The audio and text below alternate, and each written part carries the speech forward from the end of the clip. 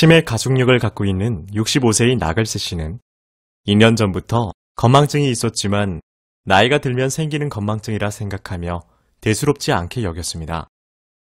평소 당뇨와 고혈압이 있지만 부정기적으로 약물을 복용하였고 운동도 제대로 하지 않았습니다. 올해 초부터 일주 전에 다녀온 가족들과의 휴가를 기억 못하였고 최근에는 조금 전 받은 전화 내용도 기억하지 못하였습니다. 나글세 씨는 몇십 년 전 일들은 잘 기억하는 터라 스스로 정상이라 생각했고 자신을 이상하게 보는 가족들을 이해할 수 없었습니다. 병원 방문을 꺼렸던 나글세 씨는 가족들의 설득에 못 이겨 치매 예방센터에 방문하여 검사를 받습니다. 검사 결과 MRI에서는 뇌 위축 이외에 특이 소견이 없었으나 신경심리 검사에서 알츠하이머형 치매 진단을 받았습니다. 항치매 제제를 처방받은 나글세는 열심히 복용 중이며 당뇨, 고혈압 치료와 함께 운동을 다시 시작하였습니다. 나글세 씨의 알츠하이머 치매 발생 위험 요소. 이 나글세 어르신은 어째서 치매가 발생했을까요? 일반적으로 알츠하이머 치매 위험 요인은 여자분, 그 다음에 나이가 드는 거, 그 다음에 가족력, 운동 부족, 당뇨, 고혈압, 고지혈증 등등 이제 포함이 됩니다. 그 다음에 머리 다치신 것도 포함되시고요. 그러니까 우리 나글세 어르신 같은 경우에는 나이, 운동 부족, 고혈압, 당뇨 관리 잘 안 하시는 게 되겠습니다.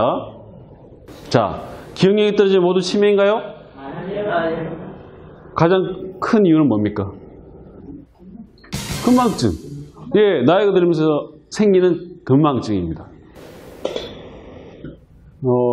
그 다음에 이제 그 기억력 떨어지는 게 스트레스입니다. 스트레스. 다음으로 이제 또 중요한 요인이 뭐냐면 노년기 우울증입니다.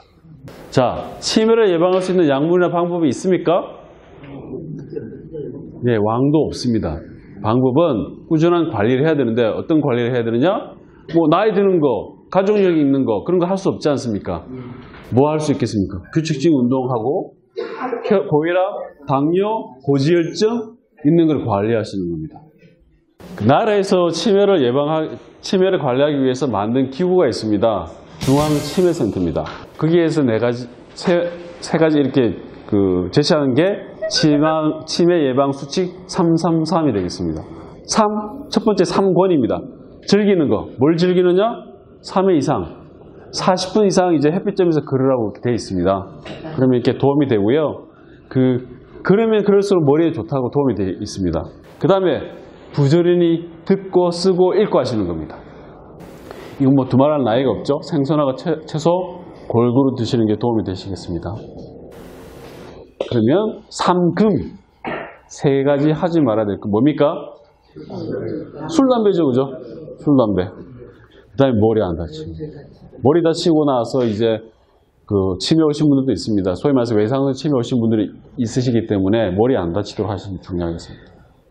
그 다음에 하셔야 될 거. 세 가지. 아까 내가 의심이 되면 혹은 검사를 한번 받게 되면 규칙적으로 가서 건강검진.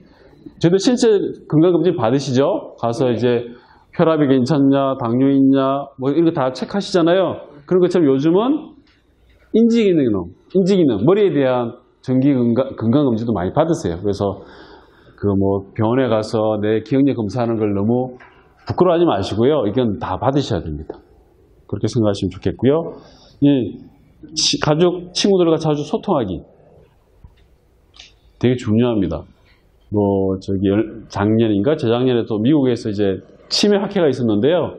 그 학회에서 이야기한 것 중에 하나가 사회적으로 활발하게 지내고 신체적으로 활발하게 지내고 그게 치매 예방하는 치매를 예방하는 길이다 이렇게 되어 있습니다. 그러니까 지금까지 약 하나 먹고 검사 하나 하고 해서 치매를 예방할 수 있는 방법은 없고 이런 식으로 하면 가능한 최대한 치매 발생을 억제할 수 있다 이렇게 되어 있습니다. 아시겠죠? 네. 그러니까 왜 자꾸 치매 이야기가 나오죠? 요즘 와서? 요즘도 아니죠. 한 10년 넘게 됐죠. 왜냐하면은 어르신들 인구가 많아지게 되면서 더불어서 치매 인구도 늘어나기 때문에 그렇습니다. 그만큼 중요해지니까요. 많아진다는 건 중요해진다는 의미를 뜻하게 되겠습니다. 그러니까 나라에서 관심을 가지게 되고요.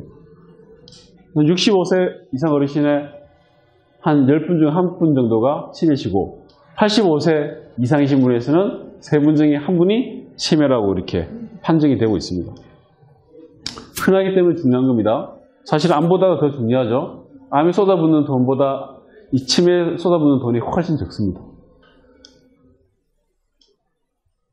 그래서 뭐 조사를 해봤더니 젊은 사람들은 치매에 대해서 별로 걱정 안 합니다. 근데 어르신이 되면 될수록 치매에 대해서 걱정은 많이 하시는 분 나와 있고요. 치매가 뭐냐? 그냥 정상적으로 생활하신 분들이 여러 가지 이유로 인해서, 여러 가지 원인으로 인해서 기억력, 언어 능력, 집행 능력 등등 이렇게 여러 가지 인지 기능이 떨어지시게 되는 겁니다. 그러면서 생활에 지장을 받으실 경우에 치매라고 이렇게 진단을 하고요. 치매 진단은 크게 두 가지로 나눠지게 됩니다. 첫 번째는 정말 치매냐 아니냐 하는 것을 아까 심리 검사 말씀드렸잖아요. 그걸로 판단을 하고, 두 번째는 그러면 이 치매의 원인이 뭐냐 하는 것을 가지고서 신체 검사, 그 다음에 아까 MRI 검사 등등을 해서 찾는 겁니다. 근데 다 찾아와도 신체적으로 깨끗하고 머리도 깨끗하다. 그러면 그때 내리게 되는 진단이 알츠하이머 치매가 되겠습니다. 알츠하이머 치매가 제일 많습니다. 아까 치료가 되는 치매가 있다? 우울증에 의한 치매. 이게 감별이 초기에는 감별이 어려운데 하여튼 아까 말씀드린 것처럼 우울증 있는 분들한테서 치매가 증상이 나타날 수 있는데 그건 치매가 아니다. 그래서 가짜 치매다 해서 가상 치매라고 이야기하고요. 그 다음에 흔한 게 이제 그 뇌종양, 우리가 모르는 뇌종양이 서서히 커지게 되게 되면은 이 기억력 부위를 압박하는 그런 뇌종양의 경우에는 치매 증상처럼 보일 수 있습니다. 그래서 MRI 찍어보면 뇌종양이 있구나. 그 제거하게 되면은 정상적으로 돌아오시는 것 같고요. 그 다음에 뇌출혈이 있습니다. 그러면은 뭐 어떤 게 의심할 수 있느냐? 아까 제일 의심할 수 있는 거는 얼마 전에 있었던 일인데 기억을 잘 못할 경우에 혹시 아닌가 의심해 봐야 되는데요. 좀 자세하게 몇 가지로 나눠보면 최근 일에 대한 기억력이 상실이 있다. 그 다음 익숙한 일을 하는데 처리하는데 잘 못한다. 네. 그 다음에 이제 단어가 사용이 잘 안 됩니다. 말씀하시는데 그거 있잖아 하면서 단어가 생각 안 나니까 그 단어에 대한 설명을 하는 겁니다. 이런 거 있는데 알아? 이런 식으로 이야기해요. 그거 있잖아? 그 다음에 이제 시간과 장소를 좀 혼동한다. 이제 시간도 우리가 오늘 몇 월 며칠이라는 걸 이렇게 머리에 가지고 있어야지 말을 할 수가 있는 거거든요. 네, 그런 부분은 시간 지남력이 떨어지게 되고요.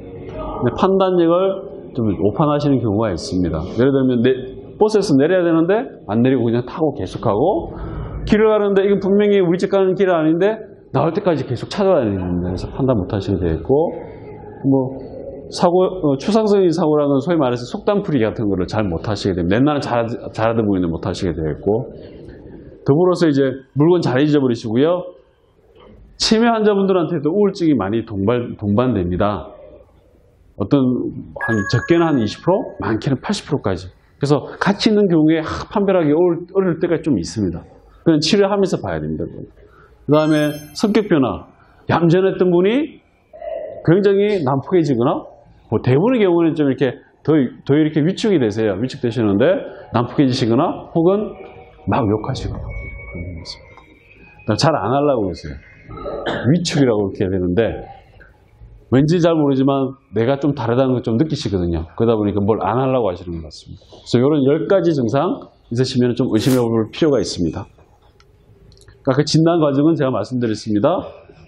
치매가 있다 확인하고 그 다음에 원인이 뭔가 찾고 찾아서 치료가 가능한 원인이면은 아까 치료, 수술이나 뭐 약물 드시면서 해결할 수가 있습니다. 예, 그런 거 없는데도 치매 증상이 있는 경우에 그때가 알츠하이머 치매 이렇게 되겠습니다.